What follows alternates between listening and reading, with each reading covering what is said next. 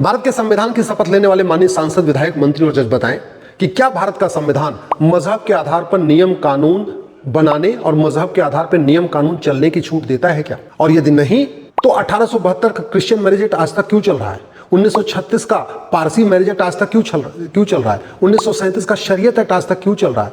मजहब के आधार पे आज भी लगभग 20 से ज्यादा नियम कानून चल रहे हैं। वो क्यों इसके ऊपर सुप्रीम कोर्ट में चर्चा नहीं हो रही है? क्यों इसके ऊपर संसद में चर्चा नहीं हो रही? मैं संविधान की शपथ लेने वाले माननीय सांसद, विधायक, मंत्री और जज बताएं कि क्या भारत का संविधान मजहब के आधार पर मंत्रालय बनाने की छूट देता है क्या? क्या मजहब के आधार पर माइनॉरिटी कमीशन बनाने की छूट देता है क्या?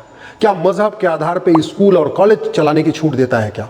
क्या मजहब के आधार पे लोन और वजीफा देने की छूट देता है क्या? क्या भारत का संविधान मजहब के आधार पे रिजर्वेशन करने की छूट देता है क्या? ठेके में रिजर्वेशन, नौकरी में रिजर्वेशन, कॉन्ट्रैक्ट में रिजर्वेशन, हर जगह मजहब के आधार पे। क्या भारत का संविधान मजहब के आधार पे मौलवी को वेतन देने का अधिकार देता है क्या? क्या भारत का संविधान मजहब के आधार पर और सरकारी योजनाएं शुरू करने की इजाजत देता है क्या? यदि नहीं तो माननीय सुप्रीम कोर्ट क्यों इस पर मौन है? संसद क्यों मौन है?